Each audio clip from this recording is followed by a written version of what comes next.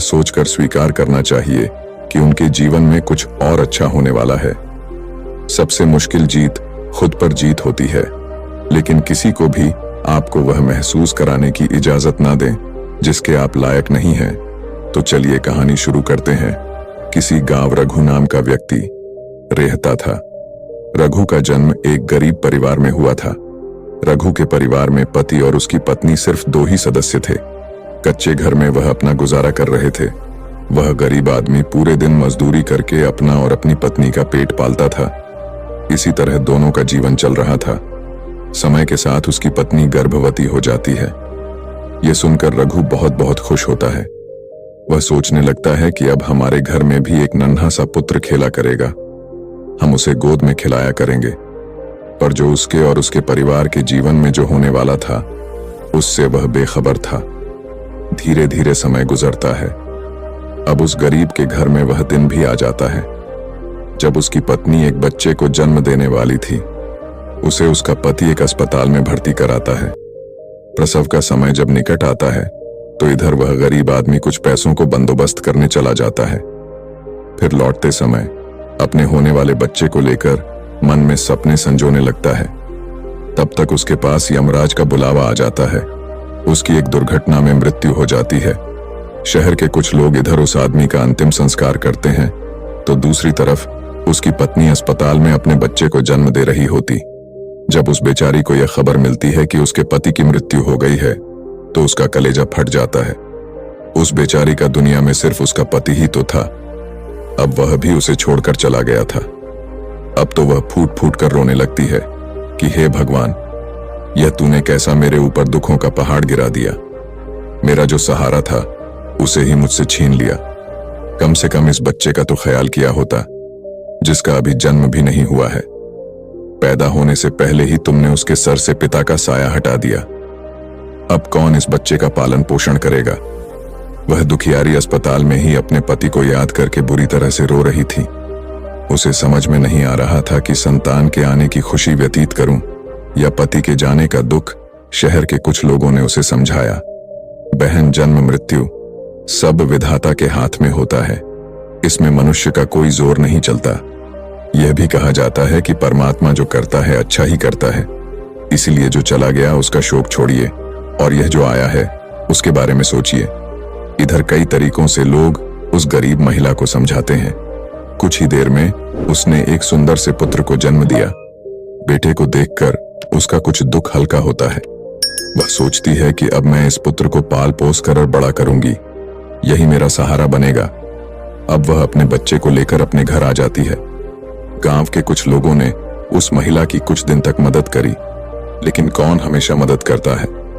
जब कुछ दिन बीते तो मददगार भी पीछे हट गए। अब वह अपने बच्चे को लेकर बिल्कुल अकेली पड़ गई। वह समझ गई थी कि दूसरों की मदद से कितने दिन तक जीवन जिया जा सकता है। यदि हमें जीना है और इस बच्चे को पालना है तो खुद जिम्मेदारी उठाना होगी, खुद कोई काम करना पड़ेगा। इस प्रकार वह महिला दूसरों के घरों में अपने लिए साफ सफाई का काम तलाश लेती है। काम करके जो पैसे मिलते थे उनसे वह अपना और अपने बच्चे का पेट पालने लगी। समय के साथ धीरे धीरे उसका पुत्र बड़ा होने लगता है। जब वह बालक 5 वर्ष का हो जाता है तो उसकी माँ उसे पढ़ाने के लिए गांव के सरकारी स्कूल में उसका दाखिला करा देती है। उसने सोचा कि मैं अपने बच्चे को पढ़ा लिखा कर इस काबिल बना दूंगी कि उसे कभी किसी के आगे हाथ ना फैलाने पड़े। अब इस प्रकार वह महिला मेहनत मजदूरी करके अपने बच्चे को पढ़ाने लगती है। बच्चा भी ठीक से समझता था कि उसके घर में केवल माँ ही है। परिवार का खर्च चलाने वाला उसका पिता उसके जन्म से पहले ही चला गया है, इसलिए वह पढ़ाई भी खूब मन लगाकर करता था। धीरे धीरे बच्चे की उम्र 14 वर्ष की हो जाती है। एक दिन की बात है, वह महिला बहुत बीमार पड़ जाती है। उसने सोचा कोई छोटी मोटी बीमारी होगी, इसीलिए कभी उस पर ध्यान नहीं दिया। लेकिन उसकी हालत दिन पर दिन खराब होती चली गई। बीमार होने की वजह से वह काम पर भी नहीं जा पाती थी। घर में इतने पैसे भी नहीं थे कि कहीं अपना ठीक से इलाज करा लेती।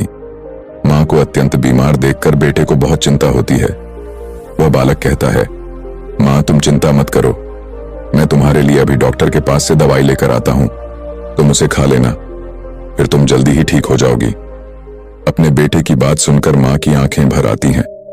वह कहने लगी, बेटा, अब तुम्हें कहीं जाने की जरूरत नहीं है। मेरा भी अब समय आ गया है। मैं तुम्हारे पिता के पास जाना चाहती हूं, लेकिन जाने से ख्याल नहीं करते।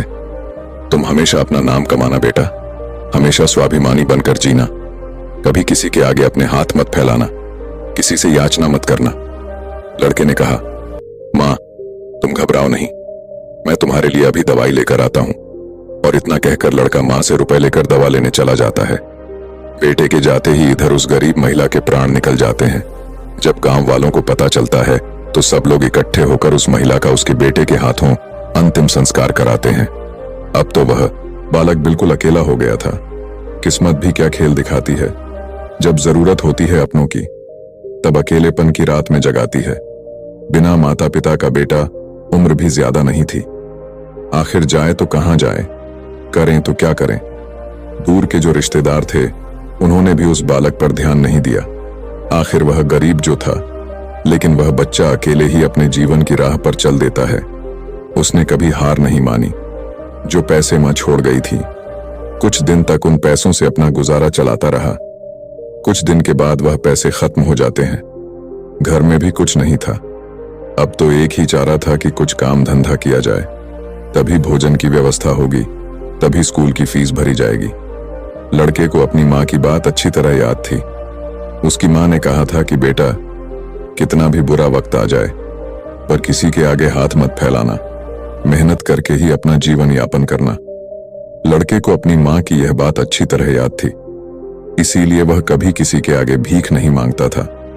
स्कूल से आने के बाद वह किसी के खेतों में काम करने चला जाता, कभी किसी की चाय की दुकान पर काम कर लेता, और वहां से कुछ पैसे मिलते तो अपने स्कूल की फीस भर देता था और अपने खाने पीने की सामग्री खरीद लाता था। इस प्रकार छोटी सी आयु में वह बच्चा पढ़ाई भी करता था और मजदूरी भी करता था। धीरे धीरे कुछ साल ऐसे ही निकल जाते हैं। बच्चा अब अपने गांव से निकलकर कस्बे में पढ़ने लगता है। तब उसकी कॉपी किताबों का, स्कूल की फीस का खर्चा बढ़ जाता है, लेकिन उस बालक ने हिम्मत नहीं हारी। रोजाना स्कूल जाता था। वह जो भी कमाता था, उसकी सारी कमाई पढ़ने लिखने में ही लग जाती थी, और जो कुछ थोड़ा बहुत बचता था उससे अपना पेट भर लेता था। अगर वह कहीं कोई स्थायी काम करता तो उसकी पढ़ाई छूट जाती थी, और पढ़ाई करता तो पेट भरने के लिए भी कुछ नहीं था। इसलिए साथ ही साथ वह दोनों काम करता था। स्कूल से आकर वह इधर काम करने चला जाता था। एक दिन की बात है, वह बच्चा स्कूल से पढ़कर घर वापस लौटा, फिर उसके बाद काम की तलाश में चला गया, लेकिन उस दिन उसे कोई काम नहीं मिला। पूरा दिन निकल गया। हारा थका शाम को घर आकर सो गया। आज कुछ काम नहीं मिला तो खाना कहां से खाता। जो पैसे थे उनसे वह पहले ही स्कूल की फीस भर चुका था। उसकी स्थिति तो यह थी कि रोज कमाया, रोज खाया। जब उस दिन उसे कोई काम नहीं मिला तो बेचारे को भूखे पेट रहना पड़ा। केवल पानी पीकर सो गए। अब सुबह भूखा ही स्कूल चला जाता है, और स्कूल की छुट्टी के बाद जब घर आता है तो फिर किसी काम की तलाश में निकल पड़ता है। सोचता है कल नहीं मिला, लेकिन आज मुझे कोई ना कोई काम जरूर मिल जाएगा। लेकिन दुर्भाग्य ने उसका पीछा नहीं छोड़ा। उस दिन भी उसे कोई काम नहीं मिला। आज उसे फिर भूखा पेट सोना पड़ा। भूख अब उसे ज्यादा परेशान कर रही थी। तो एक बार को उसके दिमाग में आता है कि भूखे पेट तो पड़ा भी नहीं जाता, अब तो मैं किसी से कुछ मांग कर खा लेता हूं। पर मां ने मरते वक्त उससे कहा था कि बेटा, कभी भीख मांग कर मत खाना, हमेशा कमा कर खाना। लड़का भी बड़ा स्वाभिमानी था। किसी से मांगने की उसकी हिम्मत नहीं हुई। सोचता था चाहे कुछ भी हो जाए, पर भीख मांग करके नहीं खाऊंगा। अगर मैंने भीख मांगना शुरू कर दिया तो लोग बैठकर सोचने लगता है कि अगर इस समय मुझे भोजन नहीं मिला तो मेरे प्राण निकल जाएंगे। मुझे कुछ ना कुछ तो करना ही पड़ेगा। अब एक बार फिर से उसके मन में भीख मांगने का विचार आता है, लेकिन उसकी अंतरात्मा फिर कर देती है कि तू गरीब है, भिखारी नहीं भीख मांगेगा तो फिर भीख मांगने की आदत पड़ जाएगी और तू भिखारी बन जाएगा। काफी देर तक लड़का इन्हीं प्रश्नों में उलझा रहता है। फिर उसके दिमाग में आया कि भीख मांगना अलग बात है और मदद मांगना अलग बात है। मैं किसी से भीख नहीं मांगूंगा, पर मदद तो मांग सकता हूं। भीख मांगना तो वह है जो मांगकर फिर लौटाया नहीं जाता, पर मदद मांगना वह है जो आप कभी भी लौटा सकते हो। लड़के ने सोचा कि मैं आज किसी से मदद मांग लेता हूं, जब मुझे काम मिल जाएगा तो मैं लौटा दूंगा। अब लड़का वहां से चलता है तो उसे गांव के बाहर एक बड़ा सा घर दिखाई देता है। लड़का उस द्वार पर जाकर द्वार को खटखटा है। तब घर के अंदर से एक महिला निकलती है। महिला ने द्वार पर देखा कि एक 15 वर्ष का बड़ा ही उदास सा मासूम सा लड़का खड़ा है। पहले तो वह महिला उस लड़के से पूछती है कि बेटा तुमने दरवाजा क्यों बजाया, क्या कुछ काम है? लड़का दोनों हाथ जोड़कर कहता है, माँ जी मैंने दोपहर के समय आपको तकलीफ दी, इसके लिए क्षमा चाहता हूं। तब वह महिला पूछती है, बेटा क्या तुम्हें कुछ चाहिए? मैं तुम्हारी क्या मदद कर सकती हूं? वह महिला भी एक बच्चे की मां थी, इसलिए ममता का भाव उसके शब्दों में था। उस महिला के पूछने पर एक बार तो लड़के के मन में यह आया कि चलो इन माँ जी से मैं कह ही देता हूं कि मैं 2-3 दिन से भूखा हूं और भोजन ना मिलने के कारण बहुत परेशान हूं। लेकिन उसके स्वाभिमान ने उसे रोक लिया और वह भोजन की जगह पानी मांग बैठा। कहने लगा, माँ जी मुझे बहुत जोर की प्यास लगी थी, इसीलिए दरवाजा खटखटाया था, क्या एक गिलास पानी मिल सकता है? लेकिन वह महिला बहुत समझदार थी। उसने जब लड़के को देखा तो वह समझ गई कि बालक बहुत भूखा है। वह कहती है, बेटा तुम थोड़ी देर रुको, मैं तुम्हारे लिए पानी लेकर आती हूं। वह महिला घर के अंदर जाती है और अपनी रसोई से एक गिलास दूध और कुछ लड्डू लेकर द्वार पर आती है और दूध से भरा गिलास उस लड़के को दे देती है। लड़के ने जब गिलास पकड़ा तो उसमें दूध था। दूध को देखकर लड़का खुश हो जाता है। लड़का मन ही मन उस मां को दुआएं देने लगता है। महिला ने उसे पहले लड्डू खाने को दिए और कहा, बेटा दूध गर्म है, तुम पहले लड्डू खा लो, जब दूध ठंडा हो जाए तब पी लेना। लड़का जब उस महिला को देखता है तो उसे ऐसा लगता है जैसे उसकी ही मां उसे यह दूध पीने को दे रही है। मन ही मन सोचता है कितनी अच्छी मां है, मैंने एक गिलास पानी मांगा था और यह दूध ले आई। उसने समझ लिया कि मैं भूखा हूं। लड़का आराम से बैठकर लड्डू खाता है और दूध पीता है। तब वह महिला कहती है, बेटा क्या तुम्हें और कुछ चाहिए? लड़का सोचने लगता है कि इस दूध के बदले में मैं इस माता को क्या दे सकता हूं, मेरे पास तो कुछ भी नहीं है।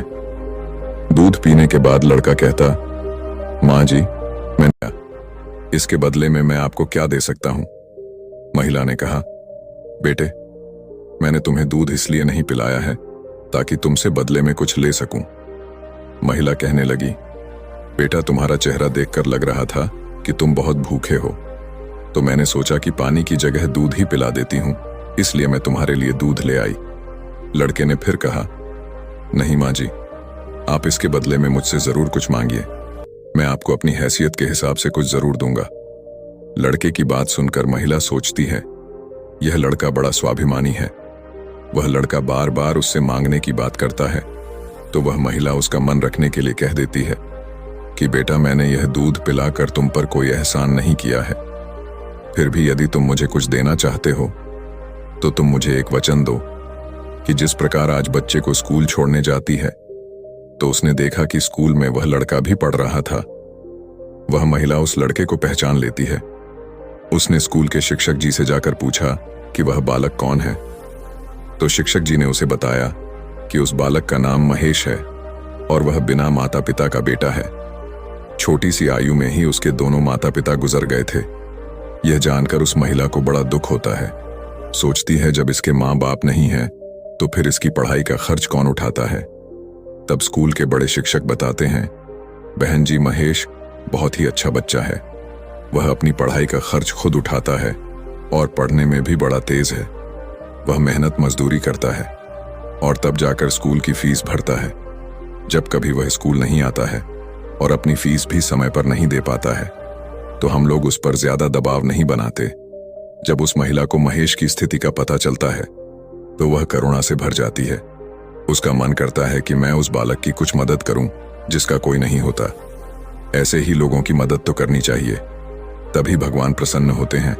जिसका कोई नहीं है वह भगवान का है, और जरूरतमंद की मदद करने का अर्थ है कि आपने भगवान को प्रसन्न कर दिया। महिला ने सोचा, यह लड़का मुझसे पैसे तो लेगा नहीं क्योंकि यह बड़ा स्वाभिमानी बालक है। तब उस महिला ने बड़े शिक्षक जी से कहा, श्रीमान जी, अगर मैं इस बालक की फीस भर दिया करूं तो आपको कोई आपत्ति तो नहीं है?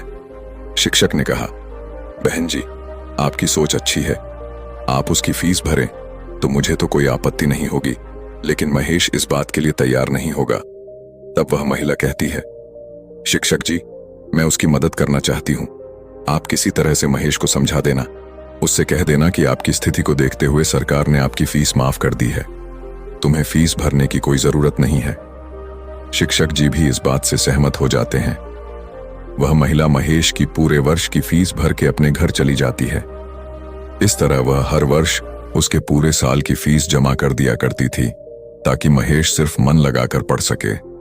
अब तो महेश पूरा मन लगाकर पढ़ता था और अपने खाने पीने के लिए किसी दुकान पर काम कर लेता था। दोस्तों, डूबते को तिनके का सहारा ही बहुत होता है। उस महिला के थोड़े से प्रयास से महेश की अच्छी खासी मदद हो गई। वह अब खूब मन लगा करके पढ़ता था। इसी तरह कुछ वर्ष और बीत गए। अब आगे की पढ़ाई करने के लिए महेश को शहर में जाना पड़ा। सोचा, शहर में रहकर मैं कोई छोटी मोटी नौकरी कर लूंगा और अपनी पढ़ाई भी करता रहूंगा। इस बात का पता उस महिला को तब चलता है जब वह उसकी फीस लेने के लिए स्कूल में जाती है। वह महिला जब महेश की फीस जमा करती है तो शिक्षक जी बताते हैं, बहन जी, महेश तो आगे की पढ़ाई करने शहर चला गया है, अब आपको उसकी फीस जमा करने की कोई जरूरत नहीं है। उस महिला ने जब यह सुना तो सोचने लगी, कोई बात नहीं, भगवान ने मुझे उसकी मदद करने का इतना ही समय दिया होगा। हे भगवान, उस बालक पर दया दृष्टि बनाए रखना, वह जहां भी रहे खुश रहे। इस प्रकार वह महिला अपने घर लौट आई और अपने घर गृहस्थी की दुनिया में व्यस्त हो गई। दोस्तों, उधर महेश शहर में जाकर अपनी पढ़ाई करने लगा। खर्चा चलाने के लिए उसने एक नौकरी तलाश कर ली। इस प्रकार 30 वर्ष बीत जाते हैं। ना तो महेश कभी उस महिला से मिल पाता है और ना वह महिला कभी महेश से मिलती है। उस महिला का बेटा भी अब बड़ा हो गया था। उसका बेटा एक व्यापारी बन गया था। वह महिला तो पहले से ही अपने घर से संपन्न थी, ऊपर से उसका बेटा व्यापार करके खूब धन कमाता था। उस माँ का बेटा भी बड़ा संस्कारी था। वह भी अपनी माँ को बहुत प्यार करता था। एक दिन उसकी माँ बहुत बीमार पड़ जाती है। शाम को जब उसका बेटा घर आता है तो वह अपनी माँ की हालत को देखकर बेचैन हो जाता है।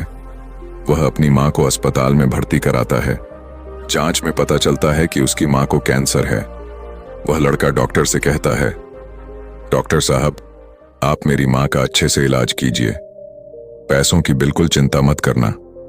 तब डॉक्टर कहते हैं, भाई, तुम्हारी माँ को कैंसर की बीमारी है और कैंसर का इलाज बहुत महंगा होता है। छोटे मोटे अस्पतालों में इसका इलाज भी नहीं होता है। इसके लिए तुम्हें किसी बड़े शहर में जाकर किसी बड़े अस्पताल में इसका इलाज कराना होगा, और बड़े अस्पताल का मतलब है कि खर्चा भी बहुत अधिक होगा। बेटे ने कहा, डॉक्टर साहब, मैं अपनी माँ को ठीक करने के लिए कुछ भी कर सकता हूँ। आप मुझे बस कोई रास्ता बताइए, मैं अपनी माँ का इलाज कहाँ करा सकता हूँ। तब डॉक्टर उसे बड़े शहर जाने की सलाह देते हैं। डॉक्टर बोले, बड़े शहर में कैंसर का अस्पताल है, यदि वहां का इलाज तुमने पूरा करा लिया तो तुम्हारी माँ इस रोग से बच सकती है, नहीं तो तुम्हारी माँ के प्राण संकट में पड़ सकते हैं। यह सुनकर लड़का घबरा जाता है। वह डॉक्टर साहब से बड़े शहर वाले डॉक्टर साहब का नंबर और पता लेकर अपनी माँ को बड़े शहर ले जाता है। उसकी माँ तो उसे बहुत मना करती रही कि बेटा, तुम मुझे कहाँ ले जाओगे, इतना पैसा कहाँ है हमारे पास, बड़े शहर में अच्छा इलाज कराने के लिए हमारे पास पर्याप्त पैसा नहीं है। यहीं से डॉक्टर साहब से दवा ले लेते हैं, धीरे धीरे मैं सही हो जाऊंगी, तुम परेशान मत हो। तब लड़का बोला, माँ, इस दुनिया में एक तुम ही तो हो, जिसके होने से मुझे कभी अकेलापन महसूस नहीं होता, कभी मुझे किसी बात की चिंता नहीं होती। इसीलिए कुछ भी हो जाए, मैं तुम्हें इस बीमारी से मरने नहीं दूंगा। धन का क्या है, खत्म हो गया तो फिर कमा लेंगे, लेकिन माँ तो फिर नहीं मिल सकती। इस प्रकार लड़का अपनी माँ को बड़े शहर लेकर जाता है। जिस डॉक्टर से उसकी माँ का इलाज होना था, वह डॉक्टर साहब उस समय अस्पताल में नहीं थे। वह किसी मरीज को देखने के लिए विदेश गए थे। अस्पताल के कर्मचारी ने बताया कि डॉक्टर साहब कल आएंगे, तब तक आप अपनी माँ को अस्पताल में भर्ती करा दो। लड़के ने बिना देर किए अपनी माँ को भर्ती करा दिया और डॉक्टर साहब के आने का इंतजार करने लगता है। अगले दिन जब डॉक्टर साहब आते हैं तो वह लड़का अपनी माँ की हालत डॉक्टर साहब को बताता है। डॉक्टर साहब ने भरोसा दिया कि जांच के आधार पर मैं कह सकता हूँ कि तुम्हारी माँ ठीक हो जाएगी, मगर इनका इलाज काफी लंबा चलेगा। लड़के ने कहा, डॉक्टर साहब कुछ भी हो जाए, मैं अपनी माँ को ठीक कराकर ही घर ले जाना चाहता हूँ, चाहे इसके लिए मुझे अपना सब कुछ बेचना पड़े, कितने ही दिन मुझे यहाँ रुकना पड़े। इस प्रकार वहां के डॉक्टर ने उस माँ का इलाज शुरू कर दिया। अगर छोटे शहर की बात होती तो खर्चा कुछ कम हो जाता, लेकिन वहां का खर्चा तो बहुत लंबा था। फिर भी उस लड़के ने हिम्मत नहीं हारी। दोस्तों, माँ से अनमोल संसार में कुछ भी नहीं है। डॉक्टर साहब जो दवाइयां लिखते थे वह दवाइयां बहुत महंगी आती थीं। लड़का अपनी माँ के लिए महंगी से महंगी दवाइयां लेकर आता था। उधर उसका जो व्यापार था वह अपनी माँ की देखरेख के कारण उसमें भी समय नहीं दे पाया, तो वह भी ठंडा पड़ गया। कई दिन तक इलाज होता रहा। धीरे धीरे माँ की हालत में सुधार होने लगा। बेटे के पास जो जमा पूंजी थी वह खत्म होने लगी। इधर माँ को जब पता चलता है कि बेटे के पास अब पैसे नहीं रहे, तो माँ कहती हैं, बेटा, तुम इतनी महंगी दवाइयां क्यों ले रहे हो? कहां से डॉक्टर साहब की फीस भरोगे? कहां से दवाइयों का खर्च उठाओगे? तुम्हारा व्यापार भी बंद हो गया है। तब बेटा कहता है, माँ, तुम चिंता मत करो, मैं तुम्हारा इलाज अपना मकान दुकान सब कुछ बेचकर कराऊंगा। माँ भी बेटे की जिद के आगे बेबस हो जाती है। वह लड़का अपनी माँ का इलाज निरंतर जारी रखता है और धीरे धीरे 1 महीना बीत जाता है।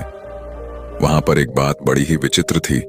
उस अस्पताल का जो सबसे बड़ा डॉक्टर था, वह जब उस लड़के की माँ से मिलने आता था तो काफी देर उस माँ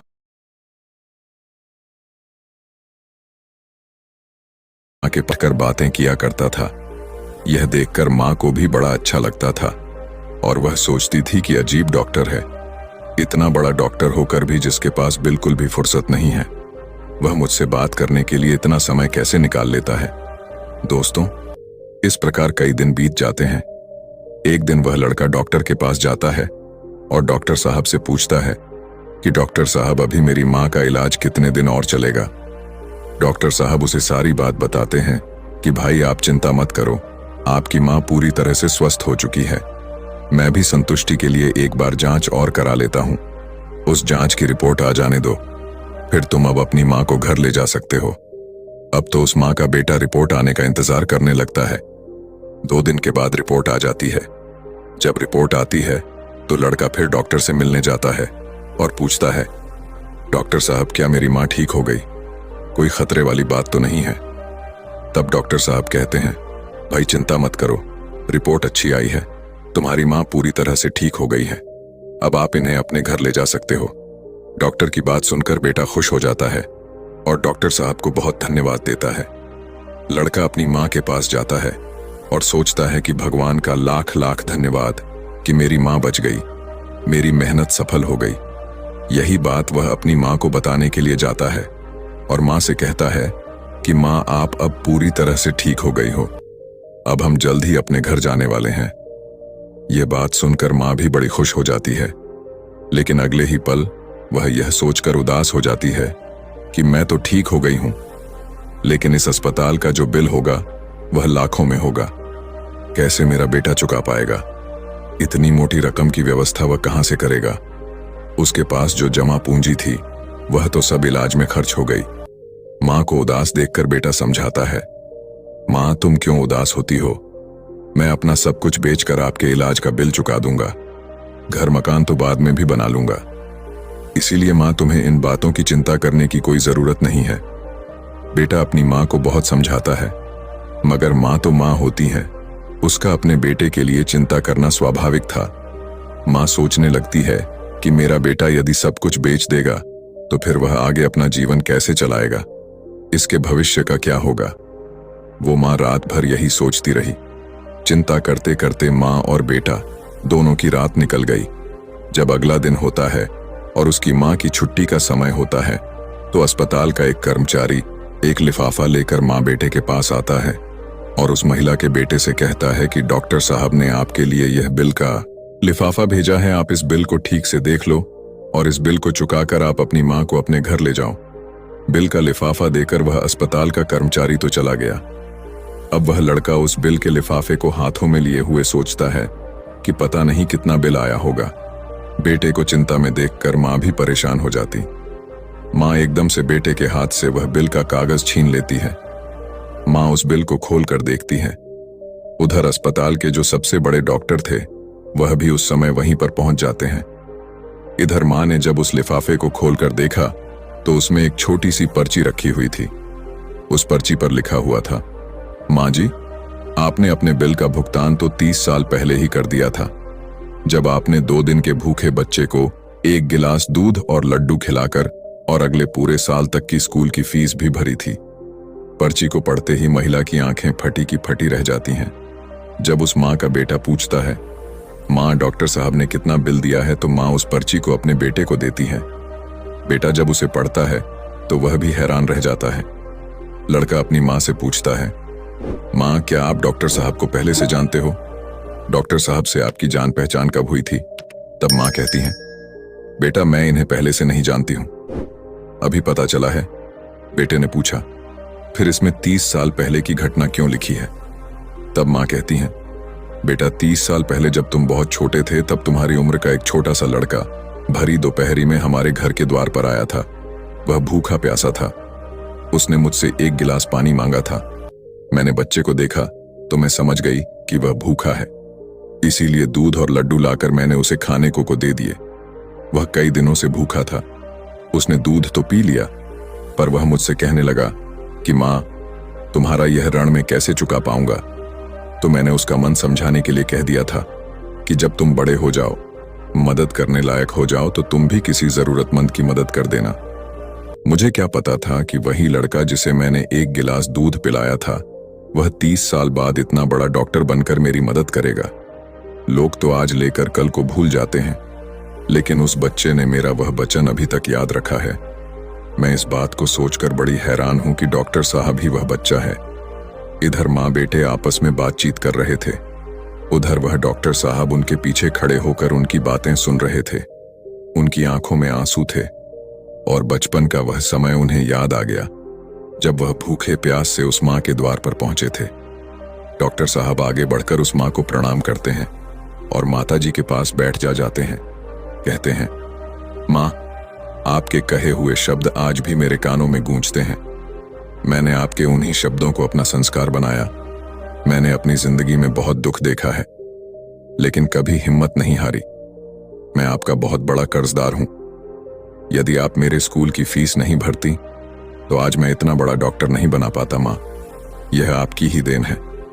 मैंने तो आपको उसी दिन अपनी माँ मान लिया था जिस दिन आपने ममता भरी छाव में बैठाकर मुंह भूखे को दूध पिलाया था। इतना कहने के बाद डॉक्टर साहब वह सारे पैसे लौटा देते हैं जो माँ की दवाई में खर्च हुए थे और बूढ़ी माँ के चरणों में अपना सर रख देता है। वह माँ डॉक्टर साहब को उठाकर अपने सीने से लगा लेती है। डॉक्टर साहब और बूढ़ी माँ की आंखें आंसुओं से भरी हुई थीं। जब यह दृश्य अस्पताल के सारे लोग देखते हैं तो सब देखकर हैरान रह जाते हैं। सबकी आंखें नम हो जाती हैं। दोस्त, यह 4 बातें जो भी व्यक्ति समझ लेगा वह कभी गरीब नहीं रहेगा।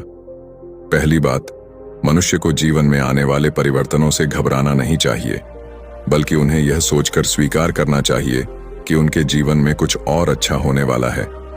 इन परिवर्तनों से मनुष्य बहुत कुछ सीखता है और वह सही राह पकड़ लेता है। जो अपने साथ हुई घटनाओं से टूट जाता है वह कभी आगे नहीं बढ़ पाता। दूसरी बात, अंधेरा चाहे कितना ही घना हो, एक छोटा सा दीपक उसे मिटा डालता है। उसी तरह अगर जीवन में कुछ अंधेरा आ जाए तो ज्ञान रूप दीपक से अंधेरे को मिटाकर सही रास्ता ढूंढा जा सकता है। ज्ञान वह निधि है जो रंग से राजा बना देती है, भटके को सही मार्ग दिखा देती है। तीसरी बात, आप दूसरों का भला कीजिए, दूसरों पर दया करिए, तुम्हारा भला अपने आप होता चला जाएगा। आपको अपने जीवन में अगर किसी की मदद करने का सौभाग्य मिले तो जरूर करना। कहते हैं, डूबते को तिनके का सहारा बहुत होता है। आपकी छोटी सी मदद से किसी का जीवन ही बदल सकता है। आपका छोटा सा योगदान किसी के लिए वरदान भी हो सकता है। मुसीबत में पड़े तो घबराना मत। जब एक रास्ता बंद होता है तो 100 खुल जाते हैं।